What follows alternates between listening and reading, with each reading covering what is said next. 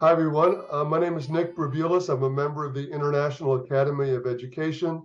This is another in a series of interviews with authors who have produced booklets in the Educational Practices series, which is co-sponsored by the International Academy of Education and the International Bureau of Education.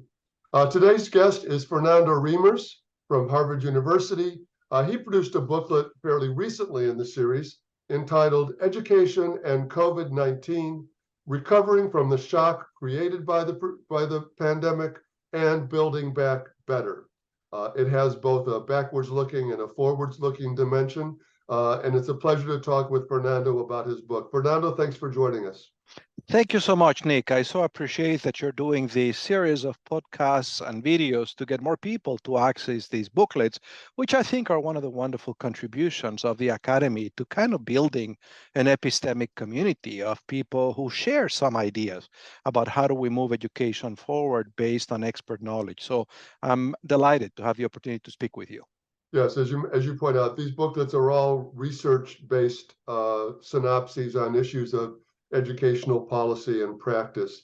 So let's dive in. Your book, first of all, reviews the impact, the global impact of the COVID pandemic, especially in the global South. You talk about its effects in the health, obviously the economy, but also mental health. And all three of those areas, we're still suffering from the lingering effects of COVID, even though the worst of the pandemic is, I think we hope, behind us. I know at my university, there's still a lot of discussion about the mental health consequences that have not gone away. But in your book, you primarily focus on the impacts of the pandemic on the field of education. So can you start by giving us an overview of what you think the significance on education, what significance COVID has had on the field of education? Absolutely, Nick. So let me first say that I began to do research on the impact of COVID on education on March of 2020, the very same month that the World Health Organization declared a COVID pandemic. And it's not that I was looking to do research on that, is that I have a colleague who's an epidemiologist who told me a month before, this is going to change the world in ways that you cannot imagine. And I then reached out to a number of colleagues in international development institutions, and I said, well, if my colleague Rifati is right, this is also going to change education in ways we can't anticipate. We should try to be helpful. And the very first thing I did was a survey to education administrators in about 200 countries to ask them, what plans do you have? How are you going to teach during this pandemic? And the results of that survey were very sobering because, for the most part, nobody had a plan. And most of the respondents to that survey anticipated what we have seen, which is that this was going to be a time in which it was going to be very difficult for many students to continue learning what was intended in the curriculum, and that this was going to increase inequalities. And so then I've since done other studies, and this booklet both summarizes my own research, the research of my colleagues in the Global Education Innovation Initiative, and other research that I have read. And the bottom line to your question of the impact is that this is not a single story, but it's multiple stories. And they're multiple stories largely mediated by nationality and by social class. Why by nationality? Because different governments made different choices about how to deal with the pandemic. Not only national governments, but subnational governments made very different choices. And those choices mattered. So let me give you an example. There were some governments, Finland would be an example, that Spain would be another, that said, let's try to keep schools closed as little as possible, because we don't think we have the means to teach students well remotely. Other governments kept schools closed for a very long time. Most countries in Latin America kept schools closed for over a year. So obviously that makes a huge difference. But also within countries, for example, take the country of Chile. Municipalities in Chile varied widely in terms of how they followed national policy guidance. In other words, some of them did what the central government told them they should be doing, and others didn't. And that influenced, obviously, opportunity to learn, both extent of school closures, but also the kinds of arrangements that schools were able to make. For example, Finland realized very quickly, even though they didn't keep schools closed very long, that they actually were not serving their students with special needs and their immigrant students, especially refugee students, that they were not serving them very well with remote instruction. So even while the schools were closed, they prioritized those populations and they said, well, we shouldn't have an entire school of children in the building, but we can certainly have a few. Not every country did that. Back to the point of the choices made by governments, Portugal is a country where the central government said, we're going to have as an overarching criterion to guide what we do, attending to the most vulnerable kids. In other words, any idea that we have for how we're going to teach during this period, we first are going to ask, how is that going to work for the most vulnerable kids? And that kind of priority made a difference, and in terms of how much inequality this pandemic produced. Obviously, social class, although also matter greatly, because when you move the school to the home, essentially, all the differences in the backgrounds of the kids which normally influence their opportunity to learn, were magnified. So here you had some kids in homes where they had their own space to study, they had their own device to study, they had their own data plan to study, they had educated parents who could help them. And you had, on the other hand, other kids who had to share a single device with their parents, a single data plan, who didn't have parents who could support them, who didn't have a space. So what we know now is that in most of the world, education inequality has increased. 3 years into the pandemic, has increased for different social groups across schools, because most schools are segregated by social class, and certainly across countries. But I think you, in your question, raise another very important point when you talked about mental health. Um, the impact was not just in terms of learning outcomes in the conventional subjects of literacy or mathematics. Um, the impact was in everything else that we learn in school. So schools are a great place for connection.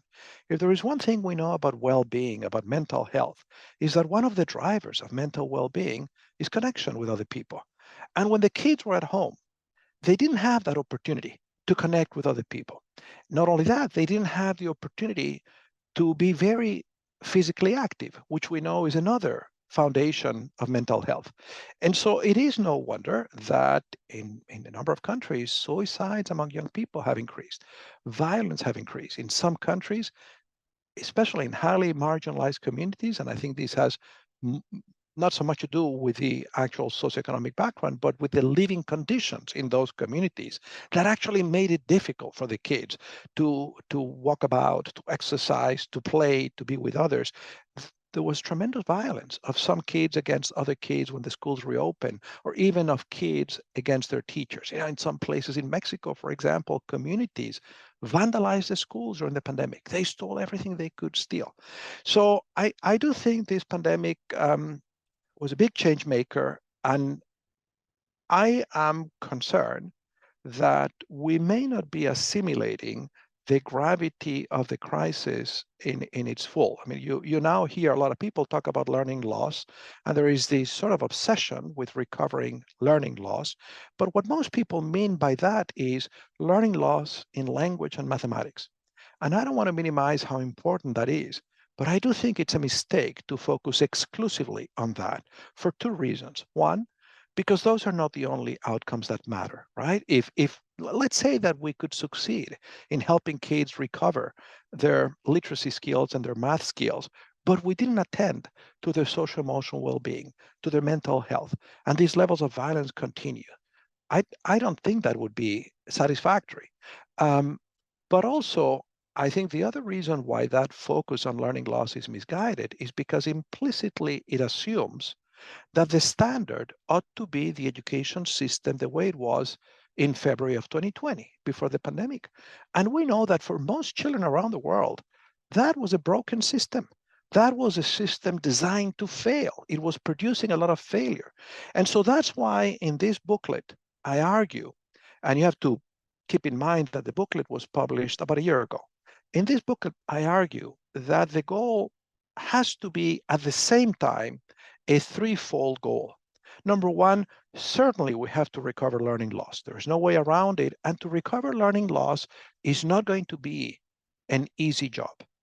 And we have to understand that we have to throw everything in the kitchen sink at trying to recover that. We're not going to recover learning loss with an extra hour of tutoring a week. You know, kids have lost 2 years of curriculum, of opportunity to learn.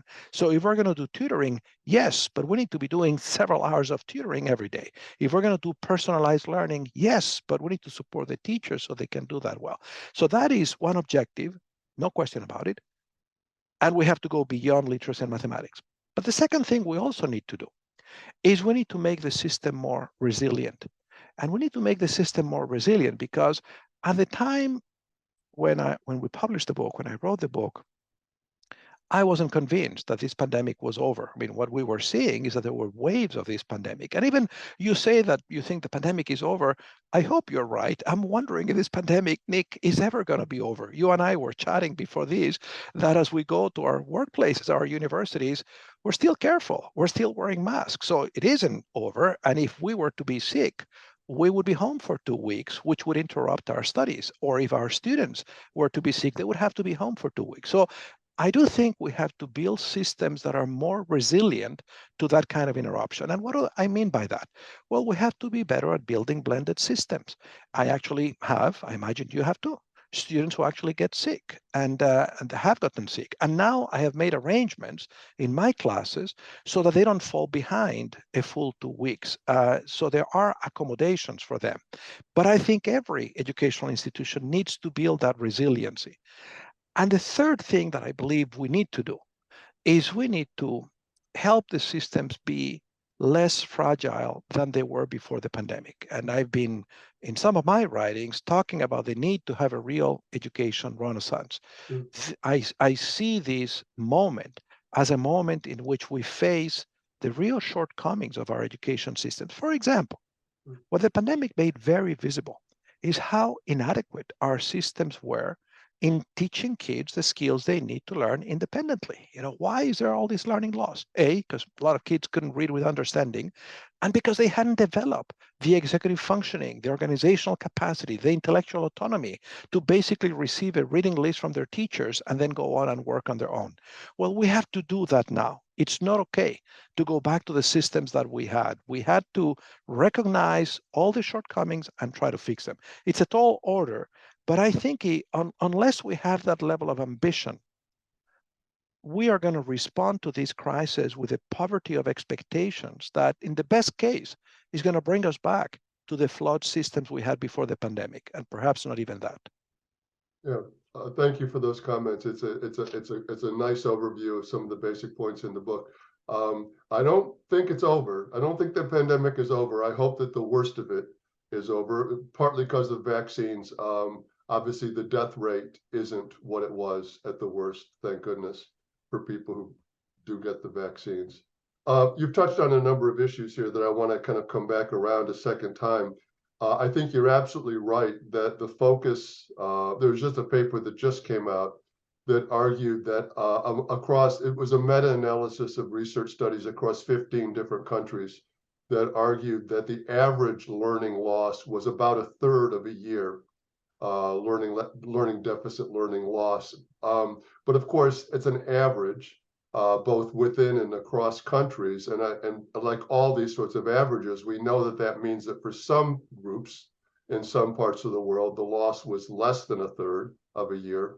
And for other groups in other parts of the world, it was much greater. So the average doesn't exactly tell us. But your other point, which I think is so crucial, is that the focus on learning loss in terms of subject matter knowledge, important as it is, neglects other dimensions of learning loss, especially around social learning. So even in situations where countries were effective in setting up distance education opportunities for kids to maintain some contact with their teachers via technology, the social loss of interacting with their peers, especially for kids of a certain age, was something that you couldn't really replace that. And we're seeing, as you say, some of the lingering effects of that social learning loss as well. Let me mention this paper you're referring to. I think you're talking about this paper just published in Nature or Nature Human or something like that, which is this great meta-analysis. I want to underscore a couple of things about the paper. Number one, most of the studies, so the paper uses fairly stringent criteria for studies that are designed so we can establish causally the impact of the pandemic. So that leaves out a lot of the research that has been conducted. But it reduces the pool of countries of countries to mostly high-income countries. The only countries that are middle income, there is not a single low-income country in that pool, and the only middle-income country, if I recall, are Chile, Colombia, Brazil, and Mexico. To your point, the report shows, on average, the learning loss is about a third of a school year. It's about 0.14 standard deviations, which would be about a third of a school year. But for the middle income countries, it's twice that figure. It's about 2/3 of a school year. So what do I hear from this? I hear several things. Number one, learning loss is greater in countries with less resources. And but I also hear that we don't know what the situation is like in low income countries. I do want to highlight two things. One is a shortcoming of most of the studies reviewed. So for the most part, the studies that have been conducted about the pandemic follow what I would call a black box approach, particularly these studies that allow you to establish causal inference. They tell you where are the students now, actually not now, I think at the beginning of at the end of the last year, something like that, in terms of language and mathematics. These are the only two domains reviewed in that paper, relative to their peers in the same grade 3 years ago. But those studies don't tell you why has there been a decline. Now, I think it would be naive to assume that that decline is exclusively due to the school closures. Because number one, as I mentioned, there was a lot of variation within countries in terms of how long schools were closed. And all those papers can tell you is how long were the closures that the governments decreed, not how long were the closures that were actually implemented per school. So we don't know. We don't have a measure of how learning loss is related to the actual closure experienced by the kid. But secondly, many schools did something, and many municipalities did something, and states did something to try to teach in the pandemic, and we didn't capture it. So we don't know. We don't know the mechanisms, the education mechanisms that explain the learning loss. And then furthermore, of course, this learning loss was the product not only of what the school did or failed to do, they were also the product of what was happening at home. Your parents had lost their jobs. You were now experiencing, we do know, there are some measurements that family violence increase. And you can understand why. People are locked up at home, a lot of uncertainty, a lot of anxiety. So now you have, spousal violence or violence against children. So all that stress conceivably could also be explaining part of that learning loss. But the truth is, we don't know. But I also want to point out something else, which I think has received less attention than it deserves in the literature. One of the very nice things that paper does is it organizes the studies that it reviews, it's about 40 studies, in a timeline. And it shows that the learning loss really happened the first year, actually the first 6 months. And then there was no additional learning loss, but the gap didn't close. Now that's interesting because it tells me that, you could imagine a counterfactual in which that learning loss would have been cumulative, right? Would have continued to grow, and it didn't continue to grow. So that suggests at least the possibility that some of it was done to try to continue to teach, that schools actually innovated and learned very rapidly. Because if they hadn't, if everybody had basically sat on their hands, we would be seeing learning loss greater than we see. Think about it, Nick. The schools were closed in Mexico effectively 2 academic years. So if the learning loss is 2/3 of a school year, that's actually better than you would have expected if nothing had happened. And I do know, because I have been studying some of those innovations as part of my research, that there was a real flurry of creativity and innovation, and that we didn't study it. I do think so. I want to talk a little bit about the silver lining in the pandemic. And the silver lining in the pandemic was terrible as it was. And I'm not going to recommend to anybody that we should have a pandemic so that we could see how innovative we are. But we were, we were in the middle of this thing. We didn't have a choice over that. And in that context, the normal rules that govern how an education system functions were upended. And this was a moment like no other, like a solar eclipse, in which all of a sudden we tried different things. And what kind of things we tried? Well, first of all, teachers had the opportunity to figure out what to do with their peers, not only in the same schools, but across schools. So I think the pandemic, for many teachers around the world, provided the first opportunity in which they collaborated with peers in schools other than the one they're teaching in, and in some cases in other countries. That is remarkable. And they were in charge. This was an opportunity, especially the first 6 months of the pandemic, of empowerment of teachers, because it was clear that the school principals, the supervisors, the state secretaries of education, they had no clue how to solve these things. So this was an interesting moment. It was also a moment in which we, obviously it was sink or swim more than anything else, but we all were immersed in technology like we had never been before. Again, I wouldn't recommend it as an approach. This was not done in a planned way, in a supported way, but it was the only thing we could do. We all jump into whatever devices we had and we try to make do. And one of the things that happened is teachers created professional learning communities using technology to think together. Now, there were some good things that came from that. And I don't understand why in that booklet, you will see that one of the recommendations is, especially in that section of looking for Renaissance, is every educational institution should ask, what did we do differently? What did we learn from that? What should we continue?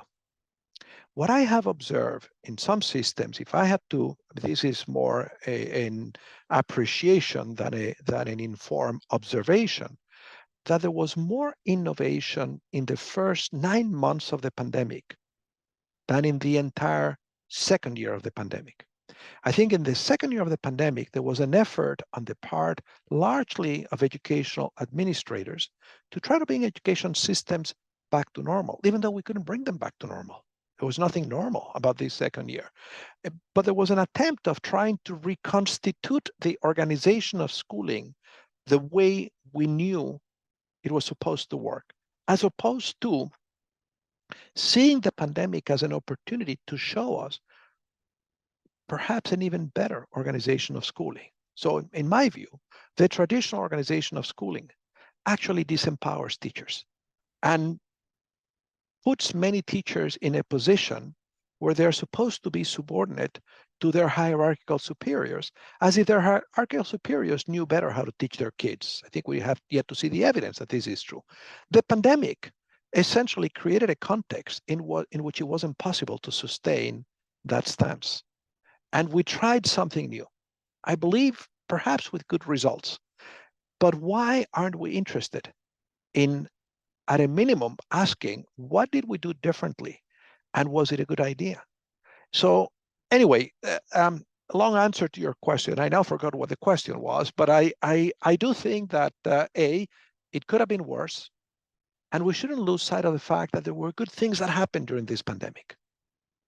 Yeah, thank you, Fernando. I'm glad you touched on that technology issue. That was one of the things I was going to ask you about anyway. Certainly this is true in the higher education context, that partly because people were forced to teach with online and blended modalities, people who otherwise didn't have very much experience with it, began to see and experiment with some of its potential. And as you say, that doesn't make the pandemic a good thing. But as we look forward, I think you're right that blended and other hybrid opportunities are probably going to linger for quite a long time. And the what you call in your title, the Build Back Better part, also a phrase from Joe Biden, the Build Back Better part creates an opportunity to think about doing some things differently in the future. I completely agree. And I think that is a good thing, actually. I would put a value on the description you have made. I'll give you an example, if I may. It's not from the book or my research, but on my own teaching, we basically shut down the university for an academic year, and we all taught remotely. Right. And we all had to teach how to do things a little bit differently. So I discovered that the usual class I used to teach, a 3-hour lecture, was totally unbearable online. And so I began to experiment with essentially video recorded flipped classrooms. So the time we would spend together in discussion online was just for live discussion. Well, when we came back to in person, I thought, I'm not going to give that up. This is a good thing. So my classes are not what they used to be. And I think that's to the benefit of the students. In fact, I have received that much feedback. They tell me, I used to have this challenge that I have students who come from very different systems. Some of them love lectures, some of them hate lectures. So I would get a group of students that this is wonderful. I don't know why he doesn't lecture more. And I had others who said, I don't know why he doesn't lecture less. This guy likes to hear himself talk.